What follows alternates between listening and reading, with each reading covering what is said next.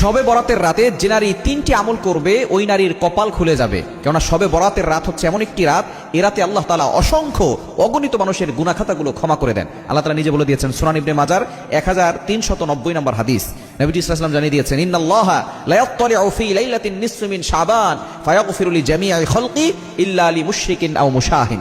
এ রাতে আল্লাহ তাআলা সন্ধ্যার পরে মাগরিবের নামাজের পরপরই আল্লাহ পাক রব্বুল আলামিন মানুষের দিকে দৃষ্টিপাত করেন, প্রথম আসমানে চলে আসেন এবং আল্লাহ পাক রব্বুল আলামিন সকলের দিকে দৃষ্টিপাত করে সকলকে সাধারণ ক্ষমার ঘোষণা করে দেন। তবে দুই শ্রেণীর মানুষকে আল্লাহ ক্ষমা করেন না।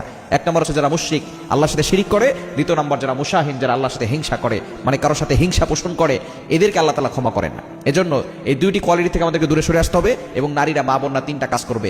এক নম্বর হচ্ছে আপনি আপনার প্রয়োজনীয় নামাজগুলো পড়বেন। প্রয়োজনীয় যে জিনিসগুলো আছে, সালাতুল হাজত, আপনি 2 রাকাত নামাজ পড়তে পারেন। আপনি নফল নামাজ বেশি বেশি পড়বেন, পাশাপাশি 2 রাকাত সালাতুল হাজতের নামাজ পড়বেন, যে আল্লাহ আমার এটা প্রয়োজন, আল্লাহ আমার এইটা প্রয়োজন। কারণ আল্লাহ তাআলার কাছে চাইলে আল্লাহ তাআলা সবকিছু দেন।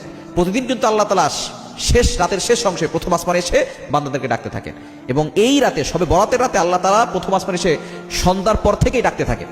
আর আমরা অনেক সময় হালুয়া রুটি বানাতে বানাতে ব্যস্ত হয়ে পড়ি। মা বোনরাও এরা আমল করবেন, নফল নামাজ পড়বেন, 2 রাকাত সালাতুল হাজতের নামাজও পড়বেন, প্রয়োজনের নামাজ, এটা পড়ে আল্লাহর কাছে দোয়া করবেন, আল্লাহ তাআলা আপনার সকল প্রয়োজন পূরণ করে দিবেন।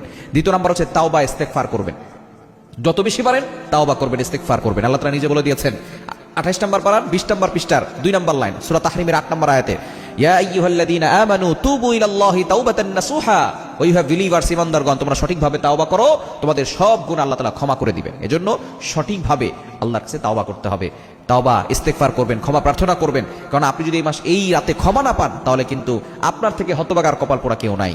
এবং 3 নম্বর হচ্ছে আপনি দোয়া করবেন। আপনার যত চাহিদা আছে এই চাহিদাগুলো, আপনার আকাঙ্ক্ষাগুলো আল্লাহর কাছে বলবেন, জিকির আজকার করবেন, কোরআন তেলাওয়াত করবেন, আল্লাহর প্রশংসা করবেন, সুবহানাল্লাহ, আলহামদুলিল্লাহ, লা ইলাহা ইল্লাল্লাহ, আল্লাহু আকবার, এবং পাশাপাশি আল্লাহর কাছে দোয়া করবেন। দেখবেন আল্লাহ তাআলা আপনার সকল হাজত পূরণ করবেন, আল্লাহ তাআলা আপনার সকল চাহিদা মিটাবেন, আল্লাহ তাআলা আপনার কপালটা খুলে দিবেন।